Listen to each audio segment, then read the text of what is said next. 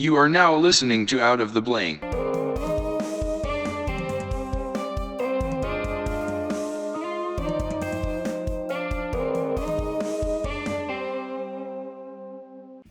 Welcome to another episode of Out of the Blank Podcast, Take 2 with Kelly Silvers. Hell yeah, it's all my fault. It's all, Goddamn Skype, am I right? it's all good. It's all good. See, we talk about technology being a problem in this world, and looks like we're having a little bit of trouble now. For people that are listening, this is recorded over the phone because I still have been yet lucky enough to meet this man, but someone I would consider a best friend. Kelly here is from Wisconsin. I've never met him in person, but we've been friends for basically 8 going on 9 years now. We actually met over Xbox Live. He's someone I've mentioned about in the podcast about uh, just being very supportive. I mean, anything that I really wish to do, and just being a friend when you need someone there. Truly, is it's something. It means a lot, especially when you hear things like I guess how parents would take technology and use it as I guess a, I guess like a torture thing, saying, "No, you're just gonna spend your whole life inside. You're not gonna have any real friends." It's like I have developed a true friend right here, and it's where I can talk to people from across the country, and especially him being in Wisconsin. That's a good 200 something miles away from me, and being able to be so close to him, where I literally consider him a brother. Hell yeah, man. And Wisconsin's just a little bit farther than 200 miles, by the way. It's like Well, you know what? 1,300. I am lucky to even know where Canada is, and that's only because I know it's right above the United States. That's fair, I guess. If you look at it that way, it's always a positive. I have thought about Oh. investing in a globe, but I'm also not Christopher Columbus, so I'll take Sounds my about right. I'll take my good where it stands in different aspects of life, like maybe But knitting or something. but one question. Why a globe? Don't you know the Earth is flat? Haven't you ever seen a map? Oh my God, are we going on the flat Earth theory again? No, I was just making a joke. Do you realize how Uh, ridiculous it is that we met over Xbox Live basically 8 years ago? I know exactly where you work. I know exactly what you look like. I'm friends with you on Facebook. I'm friends with your family on Facebook. And it's like you invited me to your wedding, and it's like, oh my. So if someone heard that out there that's never even understood what like communication or something is over type of video game like console or something, they would think we're crazy. Like this is exactly what they do in scary movies when people are about to get murdered. Like you download this one app, next thing you know, a random person's hitting you up. You go to meet them, and next thing you know, little Johnny's been missing for about 2 weeks now. Yeah, he was turned into puppy chow or something, I heard. But yeah, I know what you mean. It's just, I guess, uh, from a older person's point of view, you know how they used to have like snail mail and things like that way before the advent of the internet. Everything was done hard copy, everything, and just from looking at it from that standpoint, it's really hard to go, oh well, that's something that happens now because they never really experienced it. I'm sure that if they were in our shoes and they experienced it, they'd be like, "Wow, that is actually interesting." It's just like having a pen pal in high school or middle school. Like Yeah, I mean, when I was, what was even before that that predated that? Like, let's say my grandparents' age. No offense to my grandparents, but messenger pigeon. I mean, come on, they were tying pigeons with messages and flying them, just hoping that it would reach somebody. I mean, we've just messaging, getting communication through has traveled from being what it is now to where we could literally send a text from our phone and go all the way across the world to going back when Paul Revere riding on horseback, or even way before that, where they were having people carry messages, and next thing you know, that message would just get lost. And you're like, I guess he wasn't interested in me. Tim didn't like my Facebook post because the person carrying the message was killed in a bank robbery.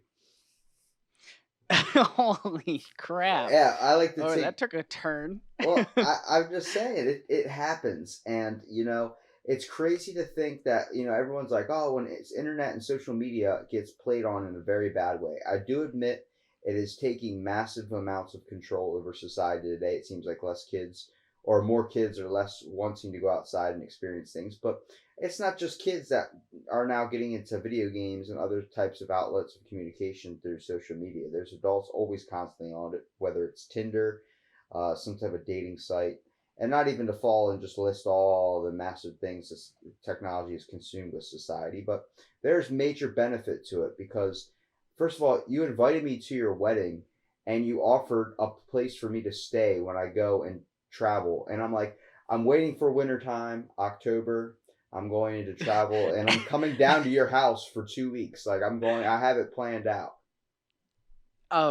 So I don't know how it is out on the East Coast, bud, but we're from the Midwest here, bud, and it wouldn't be so bad without that wind there.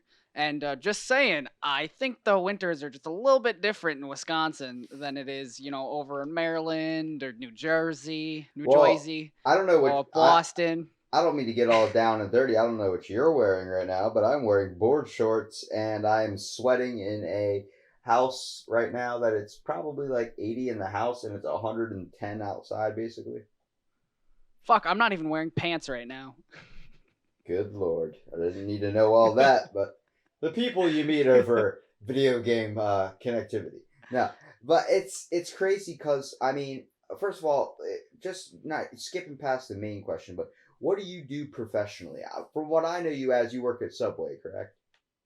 So I used to work at Subway actually. Now I am a lead in production at our popcorn factory that is local called Rural Route One, and I work there now, full time employee and everything. And so does my fiance actually. But currently, the lead position that I'm in is caramel packing. So that means the kitchen that we have at the factory makes caramel popcorn, all different kinds, from sea salt to just classic caramel and funky chunky things like that. Whoa, And then there's they funky usually, chunky popcorn.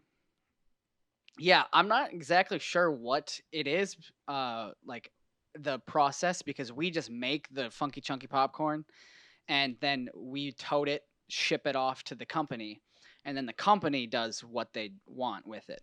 I assume that they usually mix in like nuts or things like that, but What the hell is funky it's chunky popcorn? it's just caramel popcorn with a lot of white sugar. I think it's Diabetes? almost what? Diabetes? Pretty much, yeah. I mean, all caramel is mostly sugar, and then oil, corn syrup, Do you get free and popcorn since you work there? no, but What? sometimes hold on. Sometimes you Sometimes drop we'll a have. box on the floor.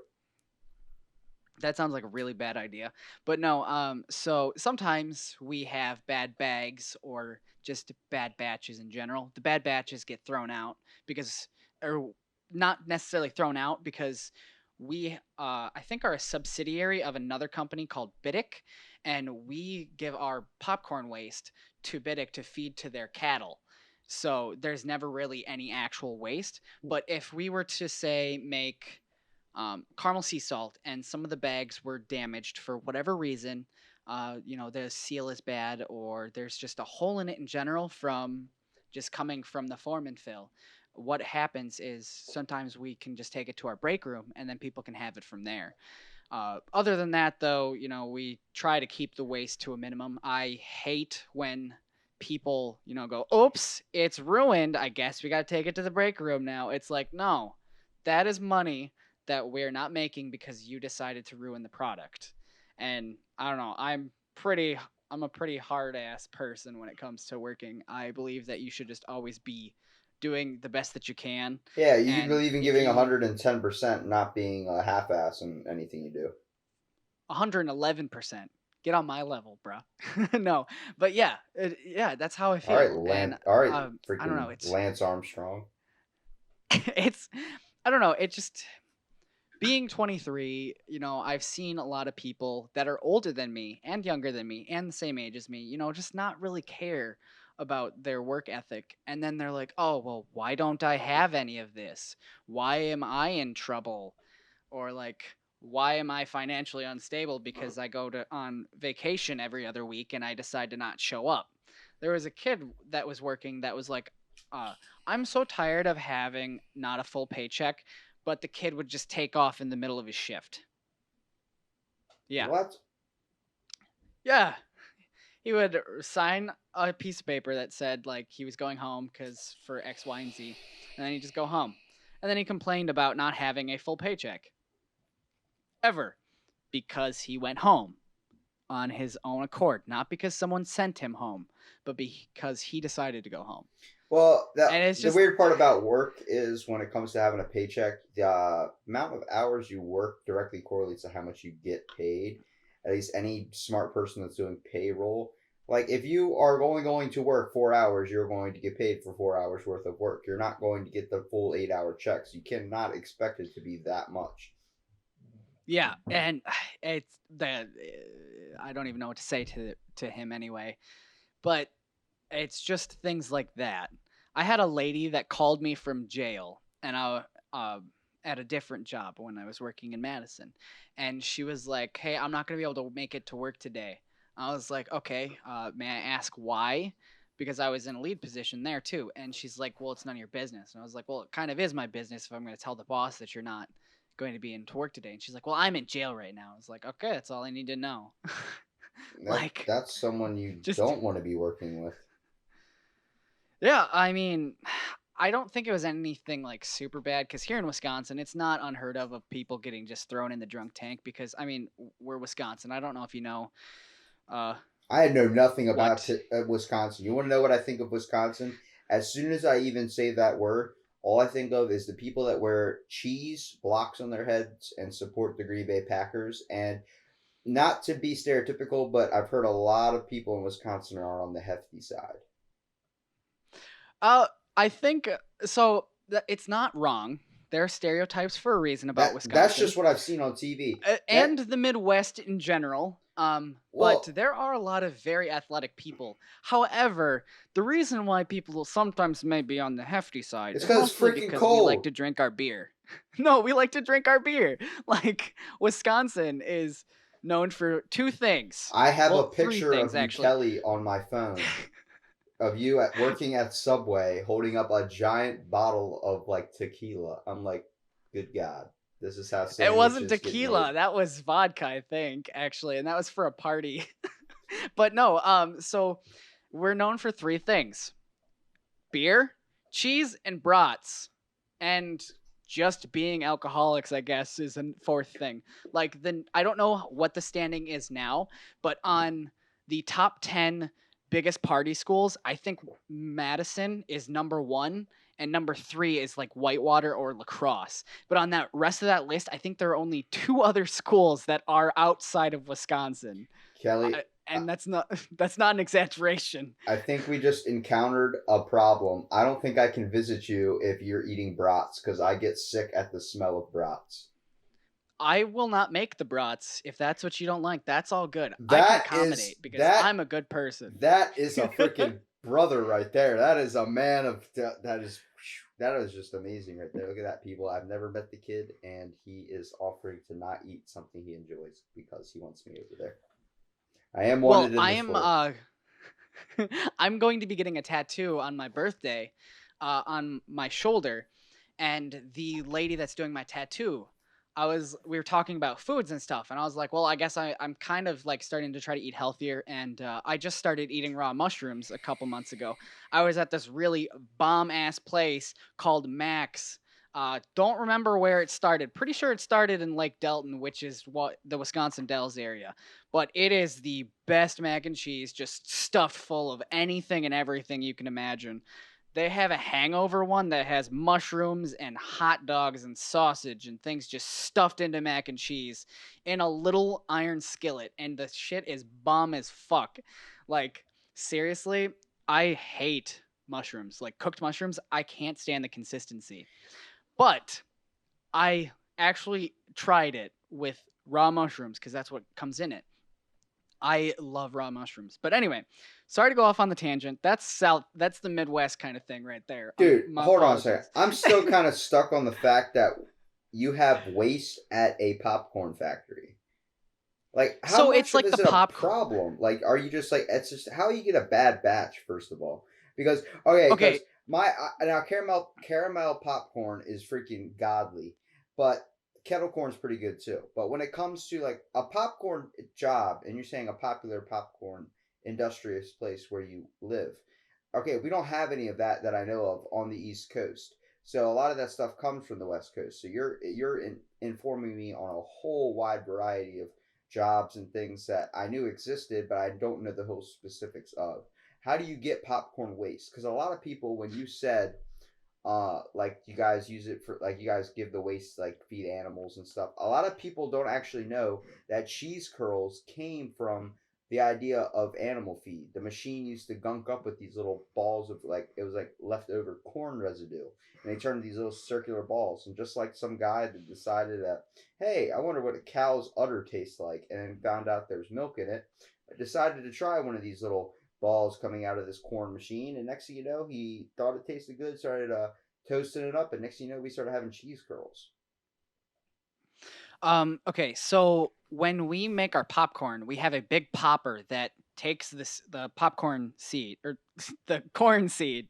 It's not really corn kernels. My apologies. It goes into the machine. The machine is heated at 464 degrees, and it spins around and pops the popcorn. And as the popcorn is popping, not all of the kernels are actually popped, and some of the kernels pop irregularly. Or have you ever had popcorn when you bit it, it was like kind of hard still? Yeah, you Uh, could crack a tooth on one of those things. yeah, it's essentially like that. Those all get sifted out in the sifter that the popper feeds into, and that sifter spins around in a circle, so it drops all the popcorn waste through this sheet strainer, essentially. Okay, and then we have a box that catches all of that. Now, sometimes it makes it through because, nothing is perfect in this world. So that's why when you take a bite of popcorn, sometimes it's hard and it's like a half popped kernel. But that stuff builds up pretty fast because specifically the kernels themselves that just don't pop. Sometimes there'll be a ton of them. And I mean, obviously, uh, it's so hard to talk about something like this so like specific. Um, it's just something that happens, I guess. And the reason for bad batches is because someone wasn't fast enough on the kettles from moving the kettle to the mix station where we use a big auger to mix it. Since caramel corn, it has a specific amount of time before it starts crystallizing. You have to get it over there in time. Well, certain popcorn or like certain caramels take more or can take more time out of being mixed and agitated and off of a heat source before it starts to crystallize. And then ones that, for example, like the Funky Chunky, that crystallizes in like I think less than 2 minutes because it's mostly white sugar. White sugar, just in general, caramel, from what I understand, crystallizes super fast. And then white sugar and brown sugar mixed together doesn't crystallize as fast. And then brown sugar caramel just doesn't crystallize even that fast. But it's all in a specific set of time. And then also there's burning that happens. I've never burned a batch personally. I'm gonna knock on wood there because I don't want to ever burn a batch. That's just bad. Which But job did you prefer? Did you prefer doing this, or did you prefer doing working at Subway? I definitely prefer this. It's just so much better. I get paid better as well, and I don't have as many responsibilities because I was essentially a store manager that wasn't allowed to actually manage the store. My boss wasn't really the nicest, I guess. He's a great guy, but I'm not going to even go into it on the Can you problems tell me with some of the good things like that you liked at Subway, and some of the bad things, like some stuff free you food. free food at Subway? That sounds pretty nice. Good and bad. Good and bad. Um, yeah. So now that I've not worked at Subway for a while, I've actually been losing the weight finally again.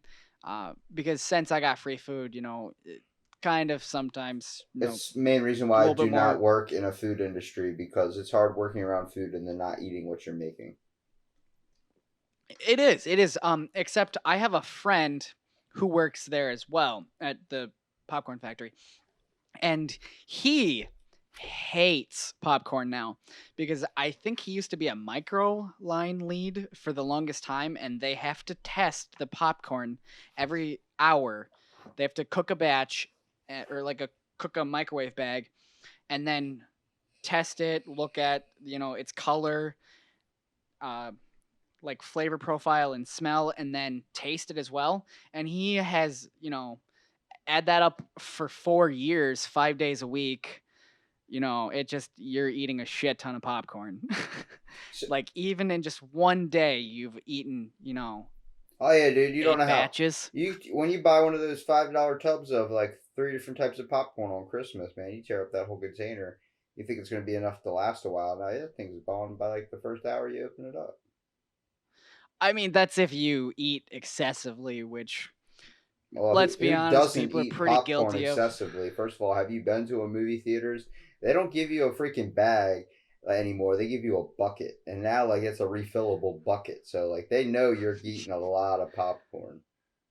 Yeah, I know. I'm pretty guilty of doing that too. I love popcorn. Dude, It's it's such ridiculous how okay. much popcorn I've Why eaten. was that even started? I believe that first of all, they started selling popcorn at movie theaters. First of all, because it's like an endless food you can eat. Where like it's like when you're eating a bag of potato chips and you're watching TV, you end up killing the whole bag of chips. It's when your mind's already occupied, but you're basically on like automatic, like robot style, where you're just freaking just eating whatever's in front of you and not even thinking about it. I don't know. I think popcorn's one of them kind of foods that you can eat a shit ton of it and not feel full from it. And it's pretty easy to make popcorn, low cost and high shelf life. Oh yeah, for Because sure. obviously they get it in kernel form and then they pop it at the place, and then it fills the air with the aroma of popcorn and it just makes you want to get it. So I think it's all psychological as well. I don't know. I'm not that. I just make the popcorn. I don't know the entire science of you know Now, marketing and all that. when it comes to working at Subway, you what did you just do? Just like make sandwiches all day, kind of like that. Probably got pretty boring. I took care of the entire store, as pretty much everybody does.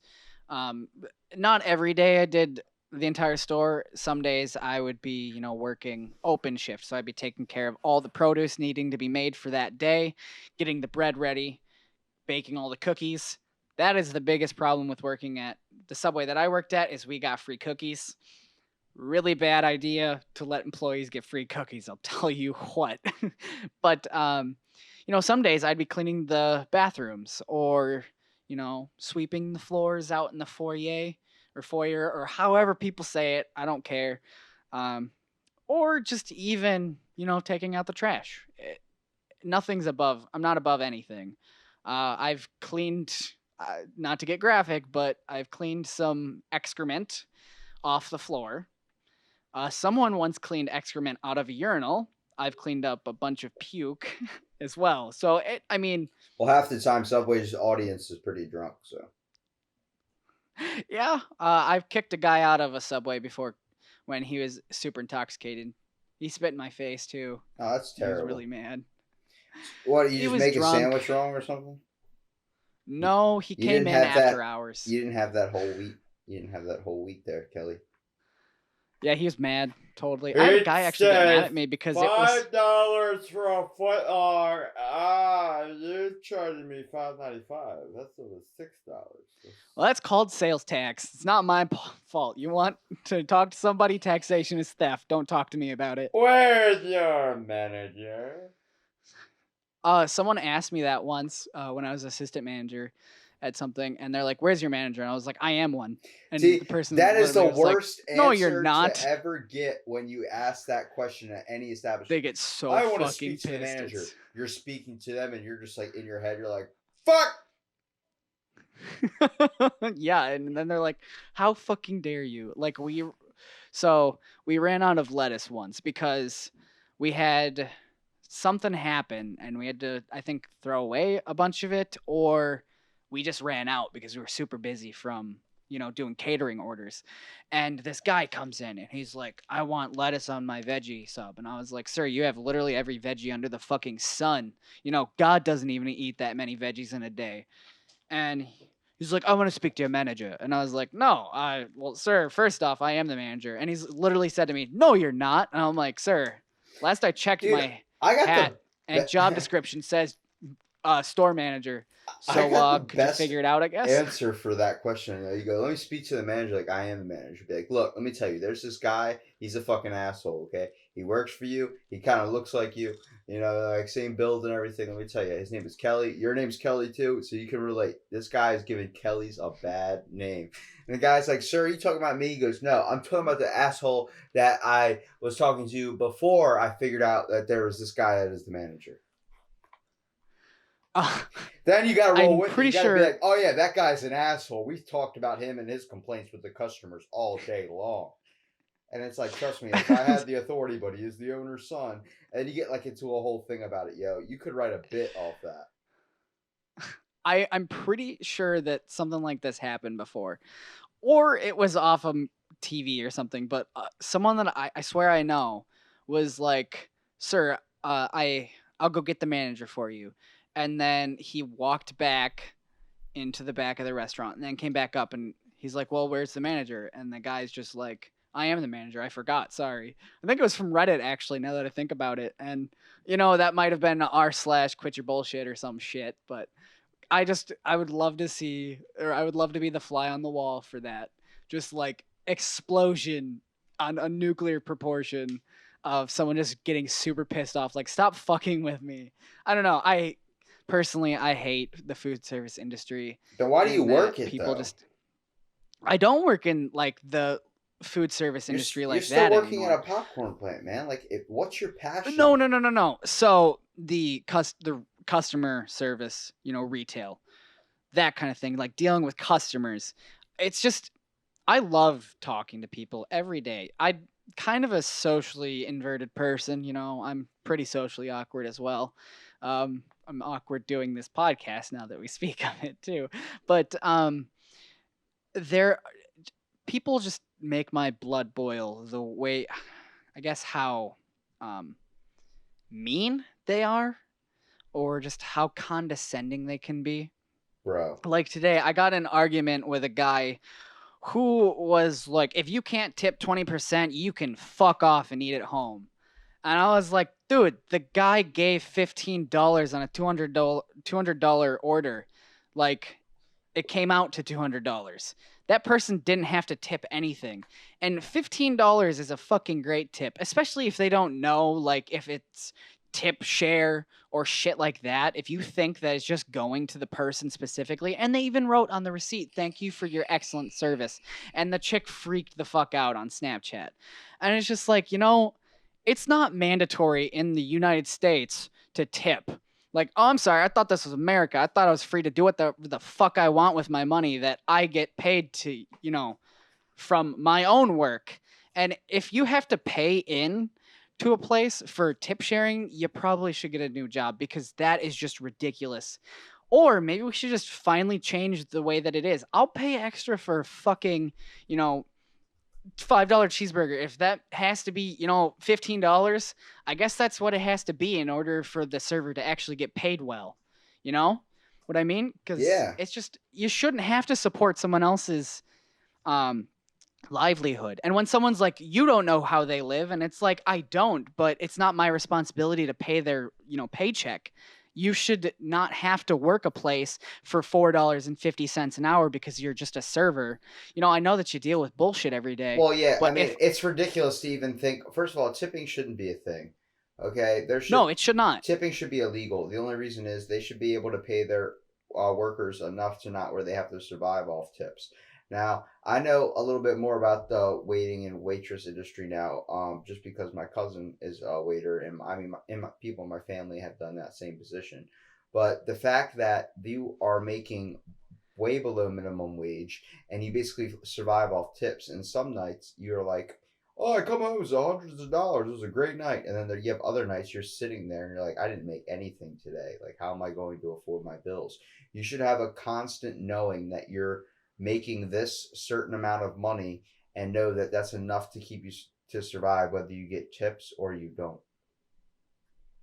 Yeah, I don't think that tipping should be illegal. I think it should be something like as a thank you more so than anything, not a, oh, well, I have to tip because this person's not going to be able to feed themselves for the rest of the week or month because they aren't making enough. Like, even the person wrote on the note or on the check, or not the check, but the receipt as well, saying thank you for your service, like your excellent service. It's Yeah, like yeah. Well, I mean, they didn't I even have worked to at do a that. hotel business, dude, and let me tell you, I mean, like the housekeepers, they get paid, they get paid a wage, they get paid a good amount. Now, when it comes to tipping, it's all like temporary. Like, obviously, you're going to tip. It's more likely that you're going to get a really nice tip, surprisingly, if the room was actually pretty clean. I know it would seem it would be like the other way around, where you would seem like you would receive a tip from a room that was very, very messy. Like someone just fucking trashed it, partied in it, and they felt bad. They didn't want to look like an asshole, so they just decided to leave like a $20 tip for just having the extra hassle of cleaning up like a major disaster room. Dude, I had over 200 something checkouts today. Now I take all the trash, linen out of these rooms and stuff. I'm seeing all of this, and the housekeeper collects the tip, and they can choose whether to tip me or not. But the whole idea is I don't care because I'm already getting paid by the hour. It's just I'm here to clock in and clock out. Now, it's really weird that it seems like the people that tip the most are usually elderly people that only sleep in like one bed, even though there's two in the room. They barely use the bathroom. They barely use any of the towels. I leave a bunch of towels unused, and it makes it so easy. But they tip like 40 or $60 to the maid, saying thank you. It seems that the kindest people are usually the cleanest, which is really weird because you would think that, like I said, if you're like six guys all getting drunk and like just partying out all night and then come back and you just start partying in your room a little bit, like you would think the mess that you make when you wake up in the morning, you'd be like, shit, I better leave like $40 for her. I feel bad. She's probably a single mom, like six kids or something, and she just probably couldn't handle this at the start of her morning. No, you end up leaving that room and be like, who gives a shit? But it's one of the downsides, I think, of being in an industry like that. But when you're becoming personal, first of all, whether it's in housekeeping or whether it's in a waiter or waitressing job where you have to tip usually, it's just the idea that you don't want to display yourself in a bad way. And I actually want to go back to what you were saying about how you kind of hate people, how they make your blood boil a little bit. Dude, do you think I don't feel the same way? I really it kind of I think everyone is interesting in their own way. I think everybody's just has an amazing ability to be great. But I think we choose the laziest option and choose the easiest road to what's going to get us through the day and what's going to get us through life, whether it's just going home, going to work, going home, going to work, doing nothing else. There are problems in this world for a reason. If you choose to ignore those problems or just try and hide from them, they are going to catch you inevitably. Okay. This is something I've had to come to a realization with. I've had a hard month. Okay. And I'm not saying, oh, poor me, whatever. Shit happens. But it's the fact of it shouldn't stop you from going out and doing what you want to do just because you're afraid something bad is going to happen. I believe to change that way of thought, we have to truly, as a world and as a society, change as people. People that are caring individuals. I can tell from, even though I haven't even met you in person, but you've invited me to a wedding. You've done so many things. Like I'll fly you out here, and like planning to come trips down here where I'm offering my home to you. You're offering your home to me. And dude, plan it. October 22nd to like the 2nd of November, I'm coming down. I'm doing that because I mean I'm going to just explore and just we're gonna hang out and do so much fun stuff. But the idea is I podcast. I specifically know what I'm talking about. A lot of people are like, why do you do this? It's like I do it for fun. And it's like, what do you mean you do it for fun? You're not doing it for school? Because the fact that they give me that answer makes me think the only time you ever have to go and talk to someone and find out whether they're interesting or not is if it's a school project and you have to do it. It's mandatory. That is ridiculous. I go on the boardwalk and I literally just walk up to people, strike a random conversation, say something funny. I mean, you know my personality. and see, just get the gist of the person, whether they're good or bad. From my own opinion, I want to know how they got there and why they're like that. But it's the whole aspect of we all got a story to tell. We all are a fire burning, and what's the logs that we're burning inside of it? That's the information I want to find out. Yeah, that's a lot to unpack sometimes, though. uh, I mean, dude, I know some it's pretty horrible people. That's the problem. I do too, man. I'd ag- I have met more than my share of horrible people, and I believe I meet them every single day when I walk around. But I believe where there are these horrible people, there are people that rise above it, and they haven't. First of all, if you're even that horrible, you still have a little bit inside of you that is willing to rise up above it, no matter what you want to think about how bad they are. They have something inside of them that needs to be unlocked. It needs to be opened up because you never want to say you got through life, and I feel like it's becoming more of a trend nowadays where kids are saying, oh, I mean, I lived, like, I got through life. At least it's like you don't ever want to get through it. You want to say you fucking made it, your bitch. Like, you want to be able to walk around saying I chased down what I wanted to do. I worked at a you know hotel. I worked at a popcorn plant for a little while. It's like you want to say these types of things because you want to figure out what the world has to offer you and what you're going to find out. So it leads to my main question, Kelly. What is your passion? You have something inside of you that wants to pursue. I know you're very fond into doing music. You're still lacking on our intro for fill in the blank, by the way. Yeah, I know. That's because my hard drive failed, and I have to redo the entire thing. All you got to do, take a pot and pan in your kitchen, start slamming it around and say, fill in the blank. Just make it your own. Just do something ridiculous. It doesn't have to be so productive. But the one thing I like about you so much is how much you're, like you said in the beginning, you're willing to give 111% into anything. I'm telling you to do something, a quick and simple intro. You're like, Robbie, no, I'm going all out on this. And I'm like, okay, well, it's at 20 episodes now. It's going to get down the road. We're heading up on 88 episodes for Fill in the Blank now. Yeah, I know. And I don't know. I want it to be good. I want Dude, people to I, go, wow, I, that I was a cool intro. appreciate that, man, because whether people believe it or not, I actually take a good amount of extensive time putting my efforts into podcasting. Like, I really do try and, create a little bit of a variety of conversations and trying to get everyone's information out there. Or not information, but story out there. Everybody's got to be heard.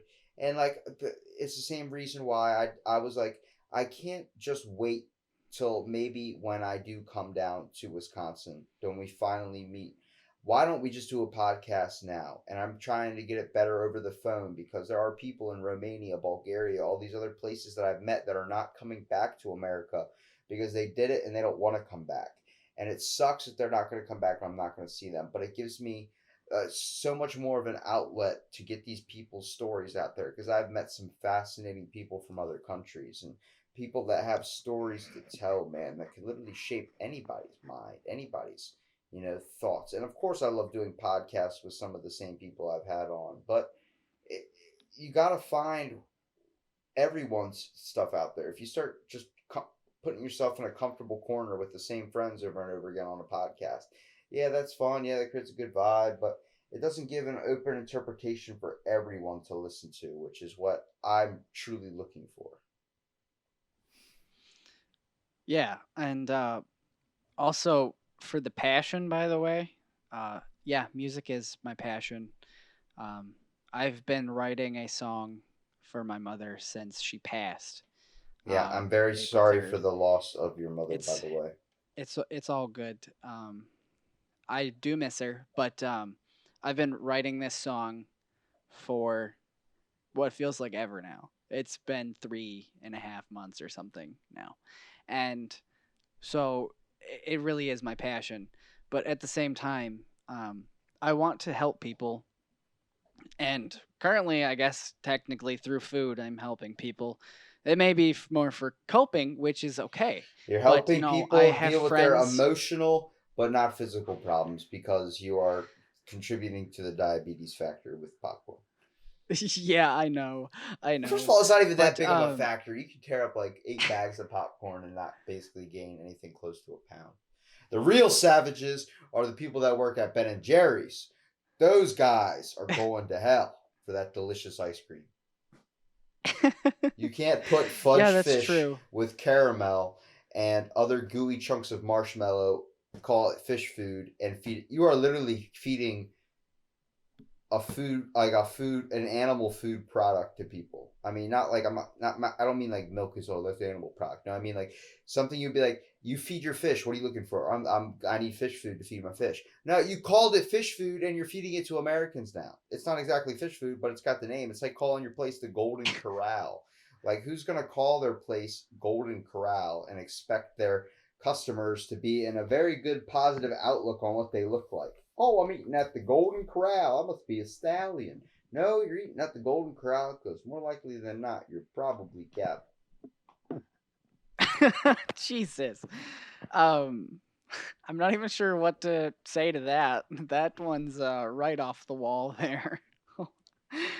Oh man, I've been to one Golden Corral one time, and it was not great, in my opinion. I mean, what Personally, I buffets don't are like the best? seafood. Huh? You don't like seafood? Personally, I don't like seafood all that much. That's all I eat, basically. I'm a fresh fish kind of guy. Oh, okay. Like today, I could go out after this podcast. I could go fish for some catfish. Ooh. Bring it home, fillet it up, throw it right on, a hot skillet and just cook it. And I would be happy and content. Personally, I don't like the taste of imitation crab or crab for that matter. I don't like the taste of lobster. It's just, I don't know. Personally, I don't like seafood. Shellfish, mostly, I guess you'd call it. But yeah, it's just, it wasn't that great, I guess, when I tried it the first time. How difficult, going back to what you were saying about writing the song, how difficult is it for you to go through and be able to write this song knowing that you're experiencing like a whole pathway of emotions? Are you afraid that you're opening up some type of door that is going to bring you into like a really, really sad moment, or you feel like you need to finish it for your mother? So that's hard to explain because I'm not the best at explaining, emotion. I guess I've had a pretty isolated childhood. I don't know. It's hard to explain everything, but I'm not going into a bad place by writing it. It's more of a tribute than anything. It's not like trying to express emotion. It's just trying. It's an immemorial to her, basically. Yeah. She always wanted me to write a song for her, and I was like, yeah, Mom, yeah, I'll get around to it. There's a lot going on, and after she passed, did you just decide like, wow, it was just like the wrong things on hold? Yeah. The problem is it was not exactly like she died of, cancer or something. It was unfortunately through self-inflicted. She was just not happy anymore, things like that. I don't really want to talk about that. That's fine. It's just that's the main thing, and that's where I guess your perspective comes on society, where it seems like you're talking about how people kind of make your blood boil. It seems like it causes people are getting into more depressive states nowadays. Like depression is being a major awakening in this country nowadays. It seems like kids suffering at younger and younger ages are having depression. Like, you're 7 years old and you have depression. Yeah, I take this medication, this medication, this medication. It's like, is that just your fault, your family's fault? No, it's because the world is crafting into a little ball of like, it's like a gremlin. It's like you fed it after midnight and now it's going to kill you when you sleep. Like, the fact that you close your eyes and try and get this little bit of sleep that might not happen, and you have to wake up and go deal with the same crap over and over again, and you're not willing to put any aspiration or any type of motivation to change your life. Yeah, I mean, so personally, I have ADHD, so I had to take medication for it, and I'll never ever let my kids be on medication like that, because it is better to just learn how to control it than just put a child on legal, I guess, amphetamines is what you'd call it, because I had to take Adderall as a child Yeah, because I couldn't function apparently in society or, I have a big just problem with do medication basic when it comes functions. to that because I have ADHD too, and I just learned to control it, and I was lucky enough not to be put on that. I do realize it can't help in certain aspects, but I do believe if I can get to that level through medication, then I can get to that level naturally. There's no need for medication. I just need to find out what suits me best or what is for my best outlet. I'm not good in a school environment, so it wouldn't make sense to put myself around that most of the time. So the best thing for me to do would be to do something where I can get my energy out, and that's whether it's playing music, whether it's being an athlete, whether it's doing something. That's what you have to do, and a lot of parents fall short of trying to find that for their kid. They go after the easiest route, which is medication. Yeah, I mean, I think my parents tried a lot. That's the thing. It wasn't like they immediately were like, "Oh, he can't see or can't focus in high school or in school in general, so we're going to put him on medication." I think it was a well thought out thing because I don't know how it is now because I'm obviously not a child anymore, but I'm pretty sure that I had to go through testing in order for doctors to approve me being on it. But um, I don't know. It's weird to explain things like this. Uh, I'm not even sure how to explain it, to be honest. It's just a little bit, you know. It's Um, it's I get what you're saying. It's hard to find, first of all. it's like putting a band aid. There we go. Yeah, It's like just putting a band aid on something yeah, only and then just for calling only it good. yeah, that band-aid's only temporary, man. You're not fixing the main problem. You're not fixing the cause. You're just temporarily suppressing it. Next thing you know, it's going to take more and more until you build up even more of a tolerance. And next thing you know, you're taking so many pills, your hair starts falling out. That's the biggest worry for pills and medication. If I offered you meth, you wouldn't take it. But if I offered you methylphentylamine and put it in a pill form, you'd be like, "Oh yeah, I need that for my headaches." It's like, no, it just what? Because a doctor put a fancy name on it. That's all we have to do. But not diving into the whole pill industry and all that and all the problems we have there. I just believe we need to take small steps in improving our own personalities and our own acting towards others. And maybe it might create less depression. It might create less things that people have to go through, like yourself losing your mom over that. Like, I'm so sorry to hear that, man, because we go back to how we even met, man, through Xbox. It doesn't matter if I've never met you face to face in person. I can tell good people, and I know good people. The fact that you can message me at 2 o'clock in the morning, and it seems like I have a best friend, practically a brother, someone that I may have never met that lives on the other side of the world, but is so connected. It brings back to the story about, I don't know if you heard about this dad that becomes best friends with an Xbox friend Yeah, after like I think 7 you years shared of that playing with me. together. Yeah, dude. The article is posted on the 13th of June 2018, and it says meeting people online is the best part modern society has to offer. Friendships can often migrate into real life, but these two gamer buddies kept theirs strictly via Xbox for 7 years. So a guy named Addie Bartlett from Hawaii captured the beautiful moment her dad met up with his Xbox friend for the first time after 7 years of bonding through gaming. These photos actually went viral, and it's literally two guys hugging and walking around like they're best friends. And she goes on to say, "My dad has been playing Xbox for years, like since it came out. My mom has been on him about quitting gaming and literally could not stand it. We always made fun of them that his only friends are from Xbox. My dad and his Xbox friends literally know each other's life stories, occupation. They're like real friends. Well, they are real friends. And this is literally explaining our relationship."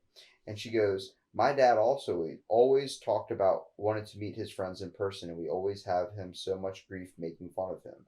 That was about 2 years ago, and it really wasn't talked about. Then one of his Xbox friends he's been playing with for the past 7 or 8 years is coming to Portland for business and wanted to meet up with him.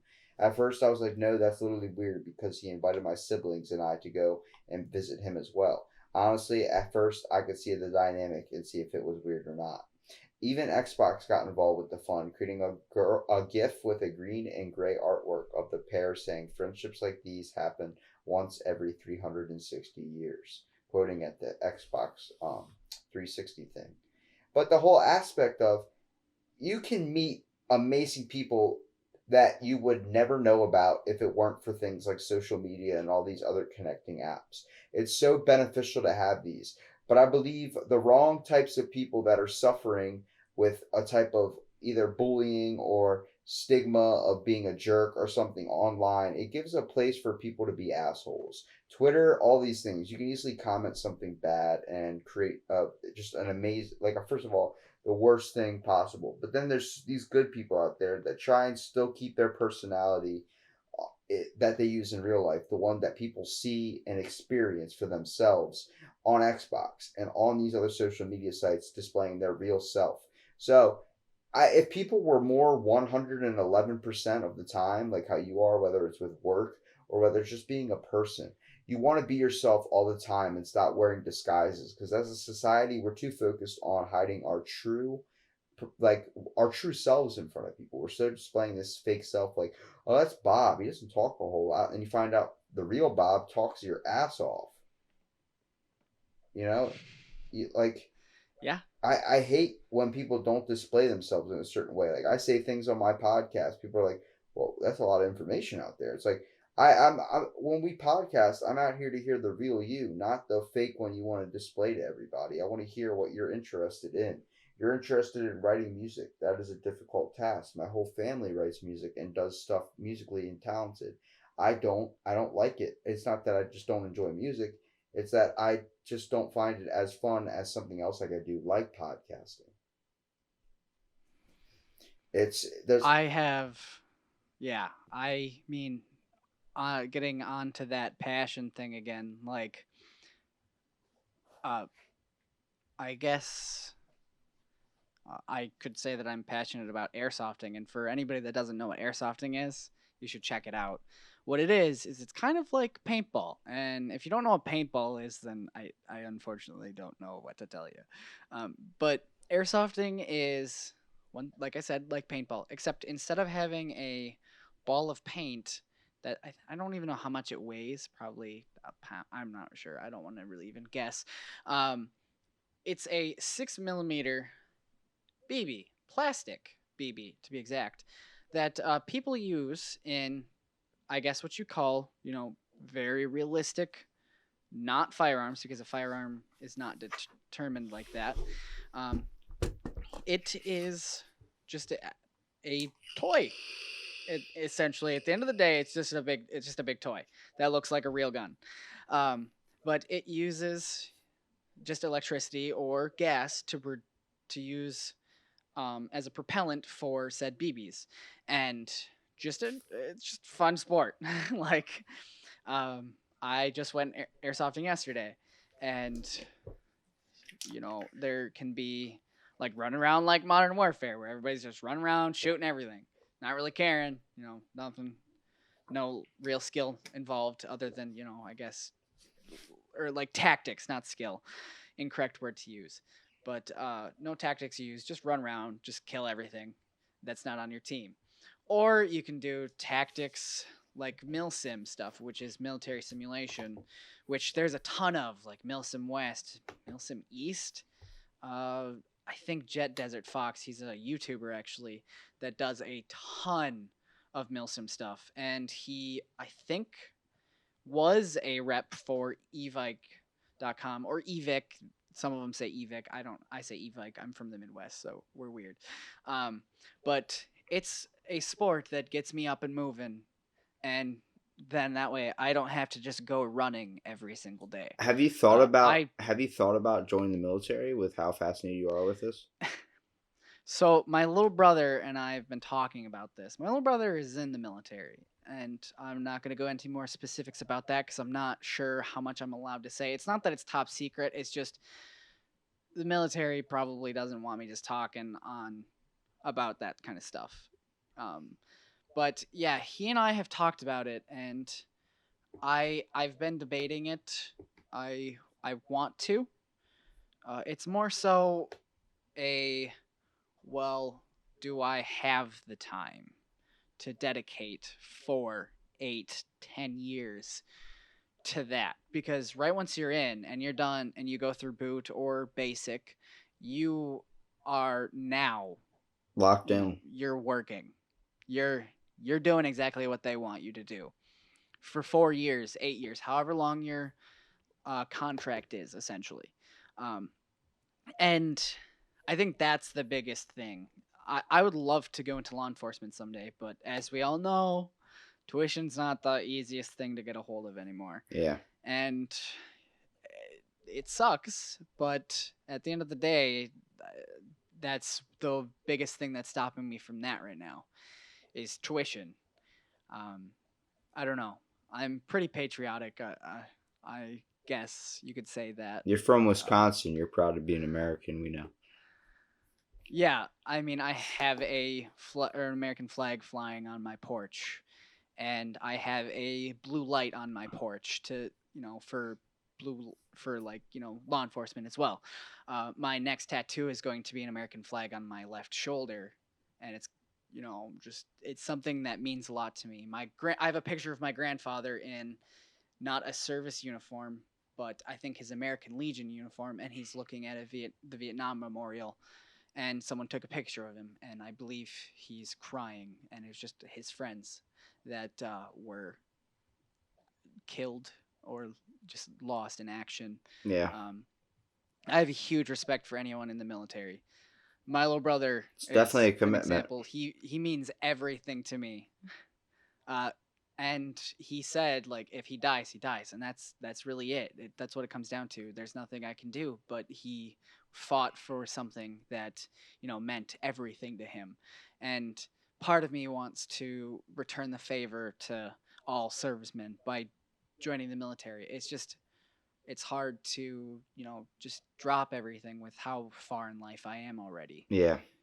I was at 8, because at 18 years old, you don't really have your life started, but I have a life started. I have an amazing fiance, and I have 3 fucking cats. And I have a studio, I have a degree. You It's have just, things you can't leave.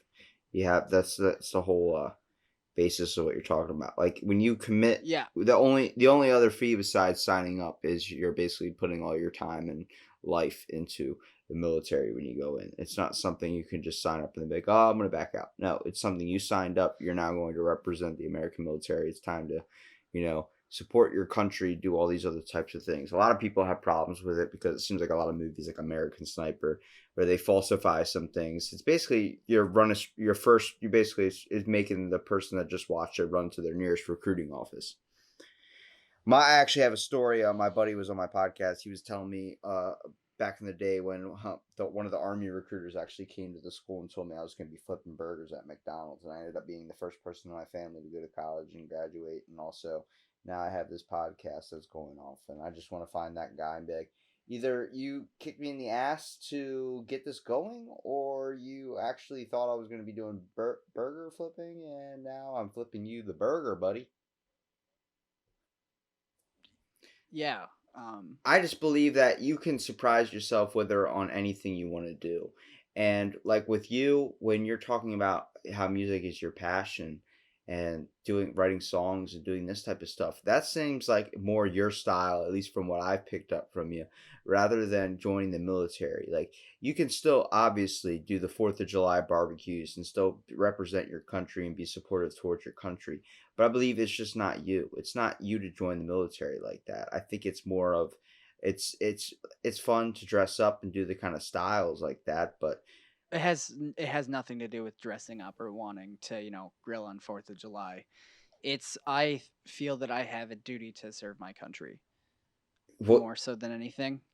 Um, it's just I have to figure out my life situation more so than anything. Like I have a car loan. I gotta figure that out. Like I can't just obviously stop paying it for 3 months while I'm in boot camp or something. yeah. Um, I also am trying to lose the weight. I'm, down. I got down, 20, 30 pounds now. I think I'm 197. I used to be 225. A lot of it has to do with I just ate like shit while going to college and working all the time. Go to work after school, go to bed, get up, go to school, go to work, go to bed. That whole it took a toll in my, physical health. But now I try to run every other day. I have been now again. I've been running 2.5 miles every other day, Don't forget, and I need to start working out again. don't forget who you're talking to with the whole fitness aspect. Yeah, yeah, you've been doing it for 5 years now. Nah, going on 7. No, 7. Like 7 every single day. full Yeah. time. Yeah. Yeah. Dude, but Okay. like I suffer from a body disorder where it's like it's kind of like it's not anorexia, but it's body dysmorphia where you look and you see somebody bigger than you do. I want to let everybody know because recently a special person out in the world that I believe is basically on up there's a poster of him probably on every girl's wall. I don't know if you know who I'm talking about. Do you want to guess who it is? Probably not. He's a famous guy, and I bet you $20 that you're gonna think he's handsome too. And you've known him, and he played in a movie recently, and a lot of people were freaking out over it. Do you know who it is? What was the movie? It's a superhero movie. Oh, yeah, Aquaman. Yeah, Jason Momoa. Yeah, I can't. Yeah, there we go. Well, immediately people have lashed out at him because he recently had a picture when he's on vacation with his wife and his children, and he had what they called a dad bod. He did not have a 6-pack. Oh, dude, the fucking guy got jacked as fuck. Now, Like, he actually if he wants to be he done. lashed out about that. Now, he said how hard it is and dedication it is to put something and get that ripped for a position that you do not have that 24/7. That is 100% true. When I saw that, I had to screenshot it. I was going to post it up on the internet because I want people to know. When I have abs, the most in my day is right after a nice poop, or I just got done working out, where all my sweat, everything is just completely out of my body. It's out there to show. But at the same time, I haven't drinking anything. A lot of those times you see the bodybuilders that put pictures up on Instagram. They are either contoured, they are either painted, they are either dehydrated, they are doing something to get like that because you do not have that 24/7. As soon as I leave the gym, whether I'm ripped with a 6-pack, as soon as I get a little bit of water in me or something, it immediately goes away. You do not have it 24/7. Yeah, it'll still be faintly there, but it's not going to be as ripped as you see these supermodels on these magazines and stuff.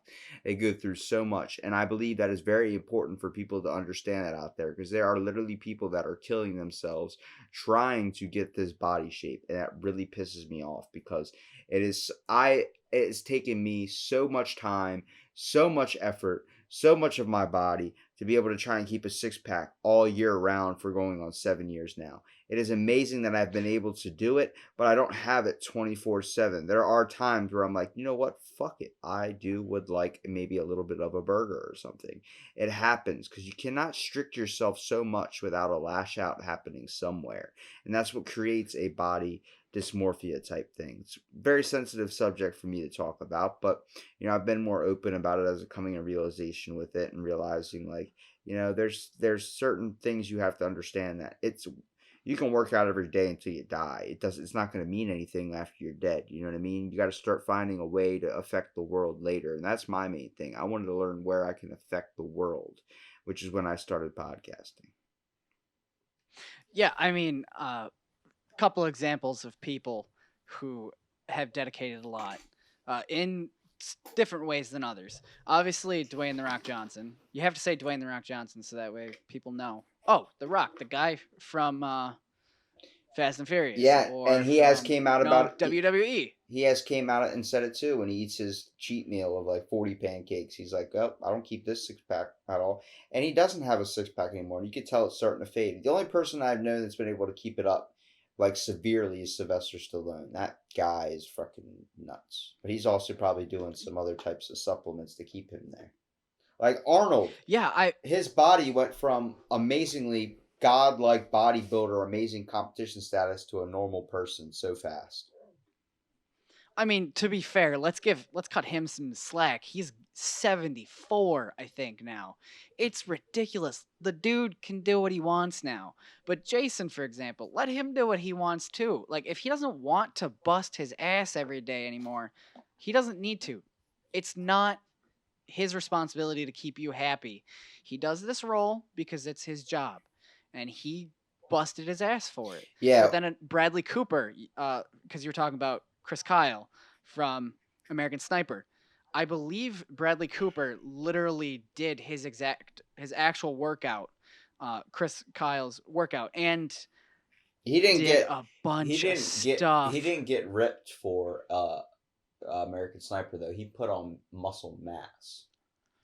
Yeah, but just in general, he did Chris's workout and everything, and he also dedicated time to learning Chris's mannerisms Yeah, and that one of to the major people that is probably the most craziest body transformations for any type of role, and to see how crazy someone can get is Christian Bale, the guy that played Batman. I yeah, don't know if you've seen he's crazy. some of his movies, but anybody that just Googles Christian Bale weight transformation for roles, you will see a picture of him 5 years before Batman when he is like not even 5 years. I think it was like 2 years before Batman, where he is like big as hell, like muscular as shit. Like Batman put on. He's a little bit too big to play Batman. He played in The Machinist, where he got down to 90 pounds, where his hip bones were ripping through his skin. He was that skinny. He looked like a Holocaust survivor. Like he was way unhealthy. He got down that to play a role, and then gained 120 something pounds to play not Spider Man, Batman, going in at 210 pounds. And they're like, whoa, you bulked up a little bit too much to play Batman. And he had to try and lose weight on set by doing push ups during the movie. Like when you see Batman training, that was because they were literally trying to get him to work off some of that weight. But then like he goes down to 156 and then goes up to 220 again. Then goes down to 140, then up to like 190, then stayed constant. It's like someone doing that for roles. Like that plays an emotional toll on your brain. Same reason why these people that have ripped six packs, they should not be the ideal lifestyle for anybody to live. It should be that's if you truly want to go the extra mile and go for it, sure, but it's not going to last forever. And it's a reason why bodybuilders and all these type of people that do competition, they have a thing called competition status, where they work to get that way. And then once competition's over, they eat normal again. They start to live and let it all go back. It's because you don't want to be overweight and unhealthy, but healthy is not ripped six pack. Healthy is being able to function and being able to move out of the house without getting tired and being able to have a happy and sustainable life. Yeah, and I think just people have an unrealistic view of reality just in general. that I don't know, they're all different body types, and if someone is one way or another, it doesn't really matter. At the end of the day, if they're happy with it, I guess that's all that really matters. And sometimes people just take it a little too far and they, name calling. We've all done it. I'm guilty of it in high school too. I feel terrible for, calling names in high school.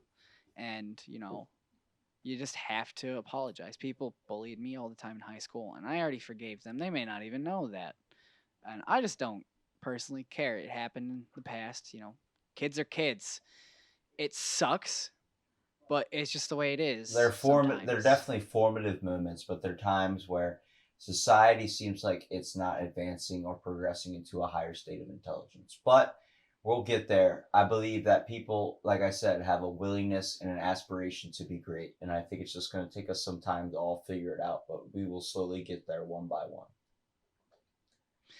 Yeah, and just, trying to get better every single day is just all you can do. Um, I watch Demolition Ranch and Vet Ranch and Off the Ranch, for example.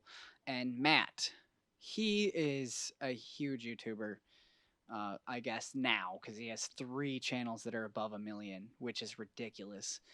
And, I can't remember the exact quote that he quoted as well, but he said just, doing something new or, pushing to do something new every day, just one thing, Is enough. and you're going to grow as a person in general. And that's all we really can do is just grow as people. And I don't know, just We'll get there, Kelly. Trust me. And you know what? I have to give a giant shout out to you, buddy. I love you to death, man, because you are literally always been there for me, dog, and I'm always here for you. And at the same time, you've been so supportive of my dream of podcasting, and I really, really appreciate it. Yeah, man. I appreciate you and I love you. You're my brother. Yeah, you're my You know. brother too, man. And I have to ask you a question. Do you like So, out of the blank better, or do you like fill in the blank better? dude, that's a hard question. It depends on the day, honestly. Uh, like I said through Snapchat, I have fallen behind because there's just so much content. And I think if you, or when, your podcast gets even bigger, that's a good thing because then, for example, having a bunch of variety is always good. Um, and having a nice big back catalog is always good too to build, whether you do this because you want to or, well, you do want to. That's exactly why you're doing it. But, you know, for other people to view, it's always just good to have variety. And sometimes I'll find an amazing, YouTuber, for example, and they have like 4 videos because they're brand new, but they have like 30,000 subscribers already. And it's like, all right, those are gone. I don't really have anything to watch now. But it's just so hard to keep up with your videos or your podcast I because try there's and just so post one much. every day, but I like to. I don't know. I record them when I can. I like seeing the people that I podcast with, and I'm like in my head for out of the blank. There are so many people out there. I'm like, if I post one every day, I still won't be able to get any of that. I won't be able to get everyone, and it's like so. No. I started doing fill in the blank where it's like we do narrow topics and stuff, and it's a lot easier because they fall in like 30 minutes or something. And it's just simple because you get to learn something from it. You get to understand the history of maybe why something was created and basically turn me into a human encyclopedia.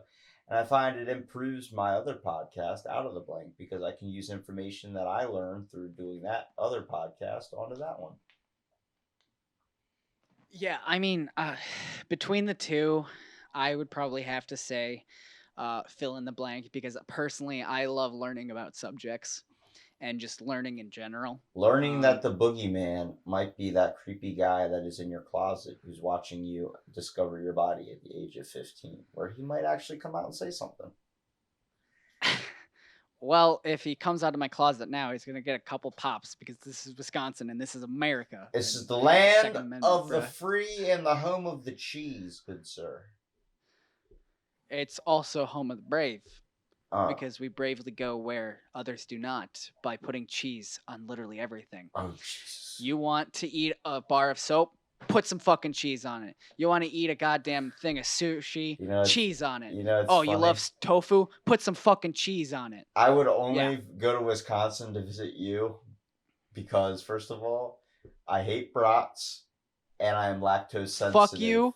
If you fuck you. No, I'm kidding. If that you don't like whole something week and a half or you I'm can't there, eat something, we are not doing anything that involves brats or possibly cheese. have you ever had a thing called a cheese curd? It's a deep fried cheese curd. That sounds disgusting. No, you have to just try one. Why don't you just inject lard into your forehead or something? Good God. Maybe I fucking do. Do you got a problem with that? No, I think maybe I do. People are into some weird shit. Dude, I cook my steaks with butter. That's not different. That's not different. Yeah, but it's still dairy. But at the end of the day, like, we're cheeseheads for a reason. Here's something. I don't know why you're cheeseheads, by the way.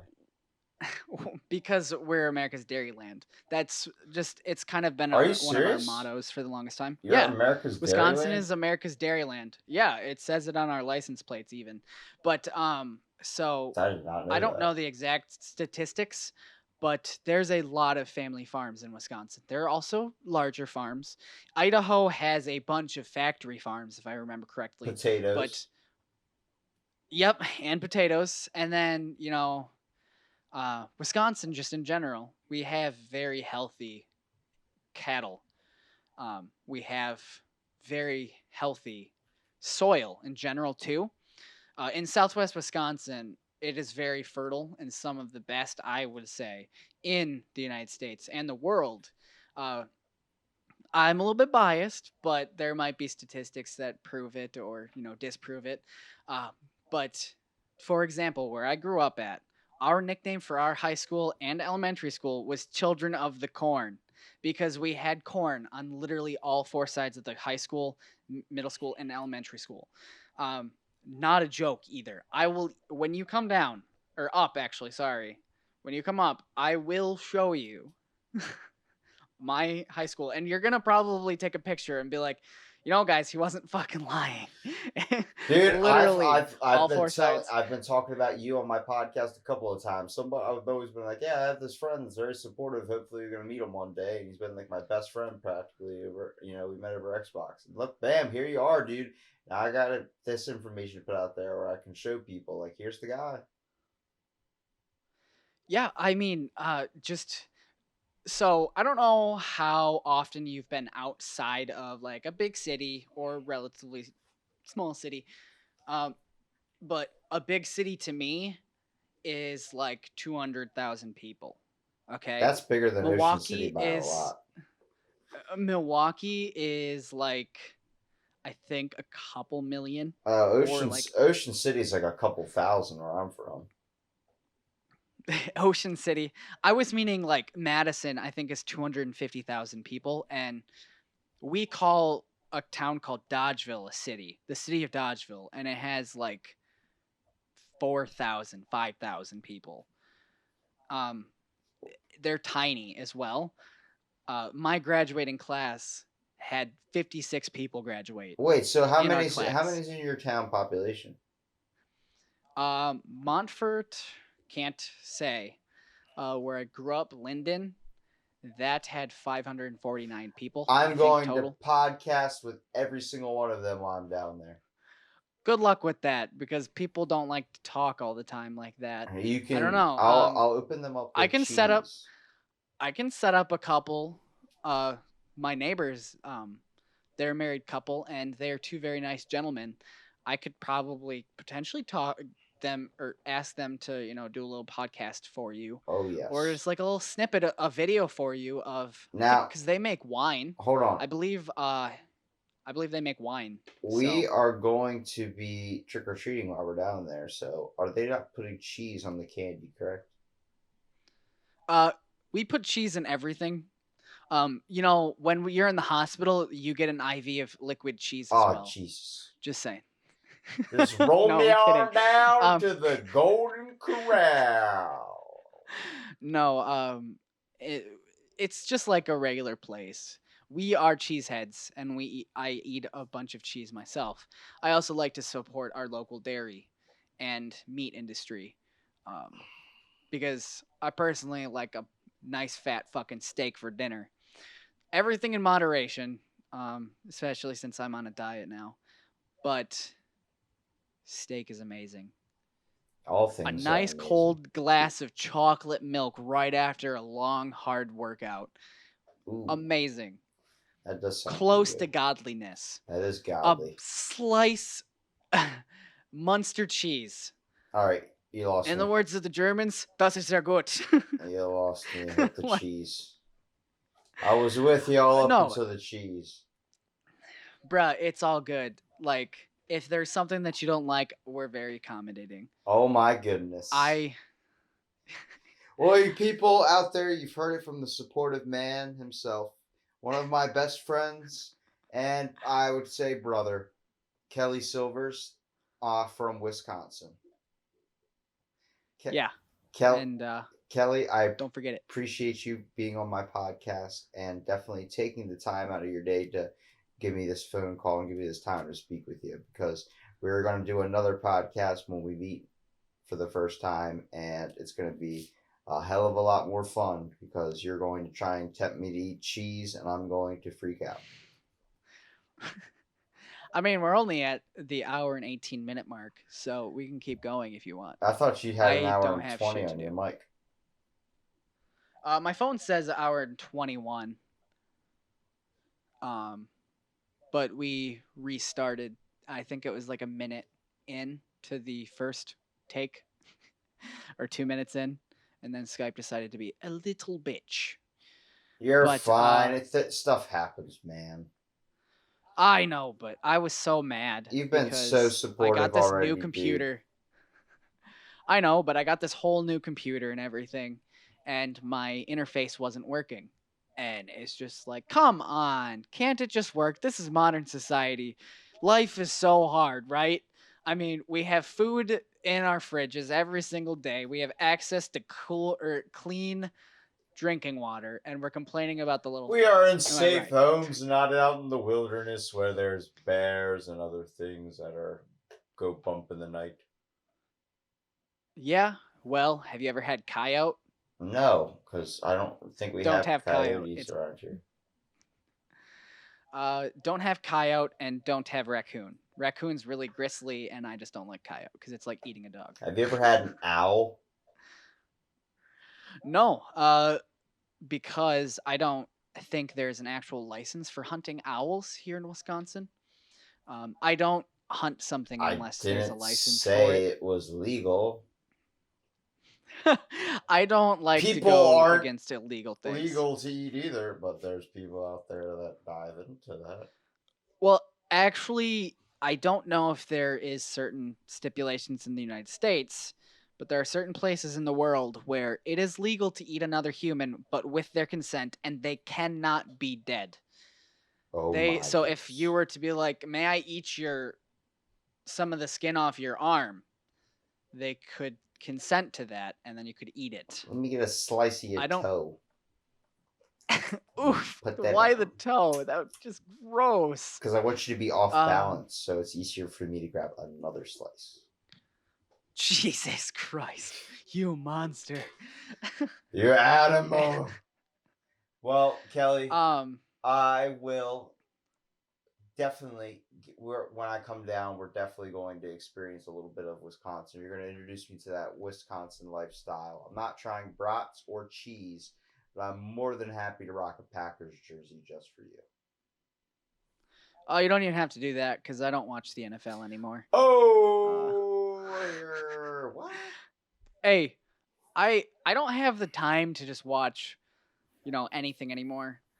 I can get, UW Badgers, the Badger Boys on, FM or AM radio, or I can just, type it in and just watch the game play by play in just like a description.